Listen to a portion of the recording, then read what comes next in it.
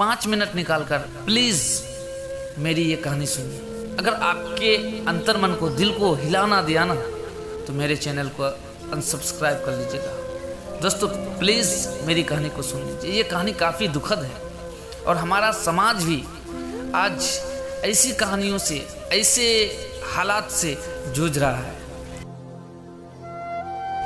दोस्तों कहानी है, राधिका और नवीन को आज तलाक के कागज़ मिल गए थे। दोनों साथ ही कोर्ट से बाहर निकले, दोनों के परिजन साथ थे और उनके चेहरे पर विजय और सुकून के निशान साफ झलक रहे थे। 4 साल की लंबी लड़ाई के बाद आज फैसला हो गया था। 10 साल हो गए थे शादी को, मगर साथ में 6 साल ही रह पाए थे। 4 साल तो तलाक की कार्रवाई में ही लग गए। राधिका के हाथ में दहेज के सामान की लिस्ट थी जो अभी नवीन के घर से लेना था, और नवीन के हाथ में गहनों की लिस्ट थी जो राधिका से लेने थे। साथ में कोर्ट का यह भी आदेश था कि नवीन 10 लाख रुपए की राशि राधिका को चुकाएगा।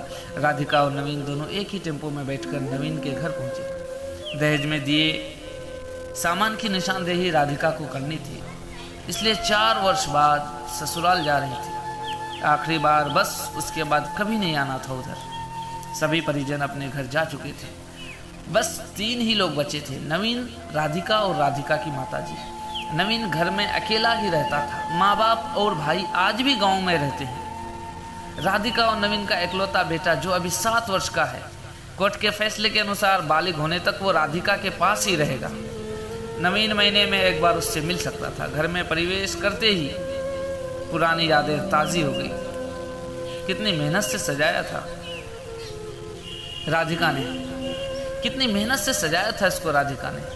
एक एक चीज़ में उसकी जान बसी थी। सब कुछ उसकी आंखों के सामने बना था। एक एक ईंट से धीरे धीरे बनते घरौंदे को पूरा होते देखा था उसने। सपनों का घर था उसका। कितनी शिद्दत से नवीन ने उसके सपने को पूरा किया था। नवीन थका हारा सा सोफे पर पसर गया। बोले, ले लो जो कुछ भी चाहिए, मैं नहीं रोकूंगा। राधिका ने अब गौर से नवीन को देखा। 4 साल में कितना बदल गया है। बालों में सफ़ेदी झांकने लगी, शरीर पहले से आधा रह गया है। 4 साल में चेहरे की रौनक गायब हो गई है। वह स्टोर रूम की तरफ बढ़ी जहाँ उसके दहेज का अधिकतर सामान पड़ा था। सामान ओल्ड फैशन का था, इसलिए कबाड़ की तरह स्टोर रूम में ही डाल दिया। मिला भी कितना था उसको दहेज में, क्योंकि प्रेम विवाह था दोनों का। घर वाले तो मजबूरी में साथ हुए थे। प्रेम विवाह था तभी तो नजर लग गई किसी की, क्योंकि प्रेमी जोड़ी को हर कोई टूटता हुआ दिखना चाहता है। बस एक बार पीकर भाग गया था नवीन। हाथ उठा बैठा था उस पर। बस वह गुस्से में मायके चली गई थी। फिर चला था लगाने सिखाने का दौर। उधर नवीन के भाई भाभी और उधर राधिका की माँ एक दूसरे को सिखाती। नौबत कोर्ट तक जा पहुंची और तलाक हो गया। ना राधिका लौटी और ना नवीन लाने गया। राधिका की माँ बोली, कहाँ है तेरा सामान? इधर तो नहीं दिखता, बेच दिया होगा इस शराबी ने। चुप रहो माँ। राधिका को ना जाने क्यों नवीन को उसके मुंह पर शराबी कहना अच्छा नहीं लगा। फिर स्टोर रूम में पड़े सामान को एक एक कर लिस्ट में मिलाया गया। बाकी कमरों में से भी सामान उठा लिया गया। राधिका ने सिर्फ अपना सामान लिया, नवीन के सामान को छुआ भी नहीं। फिर राधिका ने नवीन को गहने से भरा बैग पकड़ा दिया। नवीन ने बैग वापस राधिका को दे दिया और कहा, रख लो, मुझे नहीं चाहिए, काम आएंगे तेरे मुसीबत में। गहनों की कीमत 15 लाख से कम नहीं थी। राधिका ने कहा, क्यों? कोर्ट में तो तुम्हारा वकील कितनी दफ़ा गहने गहने चिल्ला रहा था। कोर्ट की बात कोर्ट में ख़त्म हो गई राधिका। वहाँ तो मुझे भी दुनिया का सबसे बुरा जानवर और शराबी साबित किया गया। सुनकर राधिका की माँ ने नाक भौं चढ़ाई। नहीं चाहिए वो 10 लाख भी नहीं चाहिए। क्यों? कहकर नवीन सोफे से खड़ा हो गया। बस यूं ही राधिका ने मुंह फेर लिया। इतनी बड़ी जिंदगी पड़ी है, कैसे काटोगी? ले जाओ, काम आएंगे। इतना कहकर नवीन ने भी मुंह फेर लिया और दूसरे कमरे में चला गया। शायद आंखों में कुछ उमड़ा होगा जिसे छुपाना भी ज़रूरी था। राधिका की माताजी गाड़ी वाले को फ़ोन करने में व्यस्त थी। राधिका को मौका मिल गया, जो नवीन के पीछे उस कमरे में चली गई। वो रो रहा था, अजीब सा मुंह बनाकर, जैसे भीतर के सैलाब को दबाने की कोशिश कर रहा हो। राधिका ने उसे कभी रोते हुए नहीं देखा था। आज पहली बार न जाने क्यों दिल को कुछ सुकून सा मिला, मगर ज़्यादा भावुक नहीं हुई।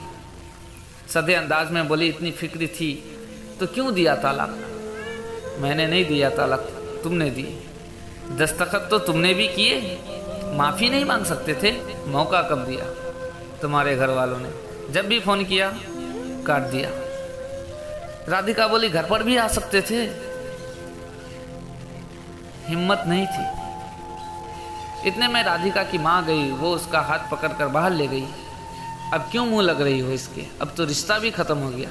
माँ बेटी बरामदे में सोफे पर बैठकर गाड़ी का इंतजार करने लगी। राधिका के भीतर भी कुछ टूट रहा था, दिल बैठा जा रहा था, वो सुन्नी सी पड़ती जा रही। जिस सोफे पर बैठी थी उसे गौर से देखने लगी, कैसे कैसे बचत करके उसने और नवीन ने सोफा खरीदा था। पूरे शहर में घूमी तब ये पसंद आया था। फिर उसकी नज़र सामने तुलसी के सूखे पौधे पर गई। कितनी शिद्दत से देखभाल किया करती थी। उसके साथ तुलसी भी घर छोड़ गई। घबराहट और बड़ी तो वह फिर से उठकर भीतर चली गई। माँ ने पीछे से पुकारा मगर उसने अनसुना कर दिया। नवीन बेड पर उल्टे मुंह पड़ा था। एक बार तो उसे दया आई उस पर, मगर वो जानती थी कि अब तो सब कुछ खत्म हो चुका है, इसलिए उसे भावुक नहीं होना है। उसने सरसरी नज़र से कमरे को देखा। अस्त व्यस्त हो गया था पूरा कमरा। कहीं कहीं तो मकड़ी के जाले झूल रहे थे। कितनी नफरत थी उसे मकड़ी के जालों से, लेकिन आज वही मकड़ी के झूले झूल रहे हैं। फिर उसकी नज़र चारों ओर लगी उन फोटो पर गई जिनमें वो नवीन से लिपट कर मुस्कुरा रही थी। कितने सुनहरे दिन थे वो। इतने में माँ फिर आ गई, हाथ पकड़कर उसे बाहर ले गई। बाहर गाड़ी आ गई थी, सामान गाड़ी में डाला जा रहा था। राधिका सुन सी बैठी थी। नवीन गाड़ी की आवाज़ सुनकर बाहर आ गया। अचानक नवीन कान पकड़कर घुटनों के बल बैठ गया। बोला मत जाओ, माफ़ कर दो, मत जाओ, माफ़ कर दो, मत जाओ, माफ़ कर दो। शायद यही वो शब्द थे जिन्हें सुनने के लिए 4 साल से तड़प रही थी। सब्र के सारे बांध एक साथ टूट गए। राधिका ने कोर्ट के फैसले का कागज़ निकाला और फाड़ दिया, और माँ कुछ कहती उससे पहले ही लिपट गई नवीन से। साथ में दोनों बुरी तरह से रोए जा रहे थे। दूर खड़ी राधिका की माँ समझ गई कि कोर्ट का आदेश दिलों के सामने कागज़ से ज़्यादा कुछ नहीं। काश उनको पहले मिलने दिया होता। दोस्तों, अगर माफ़ी मांगने से ही रिश्ते टूटने से बच जाए तो माफ़ी मांग लेनी चाहिए, माफ़ी मांग लेनी चाहिए।